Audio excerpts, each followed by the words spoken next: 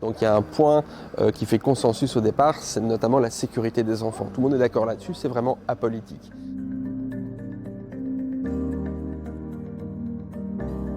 Le projet L'école compte au-delà de ses portes consistait à accompagner 3 écoles en Wallonie en 2023-2024.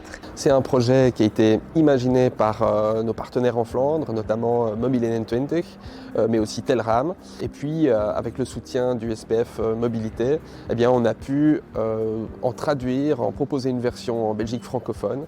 Et l'idée du projet, c'était de travailler avec les écoles sur la mobilité dans le quartier autour de ces écoles et d'accompagner les écoles à vraiment réfléchir à la mobilité pour aller sur le plus long terme vers un transfert modal de la voiture vers la mobilité active.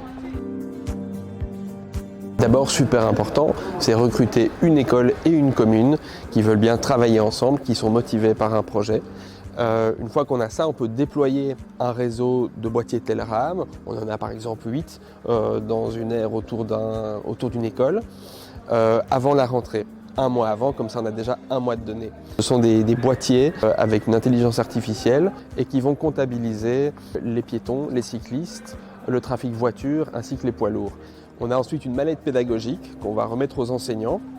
On va les aider dans la prise en main et dans cette mallette, il y a des leçons que des enseignants de 5e primaire vont pouvoir animer avec les élèves en utilisant les données Telram, mais aussi en sortant dans la rue pour observer, pour écouter, pour sentir et recueillir des données à la fois objectives et subjectives. À la fin, les élèves vont produire dans un atelier de design des solutions qu'ils ont pensées. Ça peut être des aménagements, bien des campagnes de sensibilisation ou toute autre chose. Et dans un deuxième temps, donc après les vacances de Noël, on se retrouve, mais cette fois-ci avec des adultes qui vont écouter les enfants, qui vont continuer à travers des ateliers de participation citoyenne qui incluent également la commune, participer donc à des ateliers de réflexion sur qu'est-ce qu'on peut faire pour améliorer la situation et que tout le monde soit gagnant. Quand on implique les enfants dans du concret, ils sont beaucoup plus motivés. En plus ici, on les considérait comme citoyens qui pouvaient faire avancer les choses dans leur milieu de vie.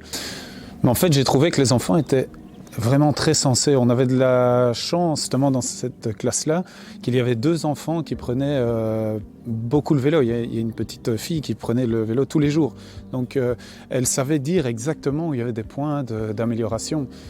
C'était quand même très précis et je ne m'attendais pas toujours à ce que ce soit aussi précis.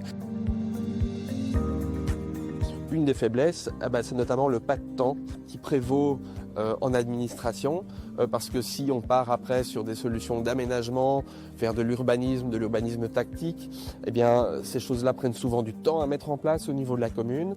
L'idéal, ce serait qu'on ait un accompagnement sur plusieurs années, avec possibilité de garder les sciences citoyennes, les boîtiers Telram, pour voir quels changements ont apporté les solutions qui ont été implémentées. Je trouve qu'une des grandes forces du projet, c'est qu'on a vraiment pu aborder la thématique de mobilité avec les enfants et qu'en fait, ils se sont vraiment appropriés cette matière aussi. Ils avaient plein d'idées sur le sujet et c'était hyper intéressant. Et une des autres grandes forces, c'est qu'on a quand même aussi pu avoir de la participation citoyenne. Donc il y a vraiment des différentes personnes, aussi bien de l'administration, des politiques, des parents que des riverains, qui sont venus participer à ces discussions et qui étaient vraiment intéressés par la thématique aussi.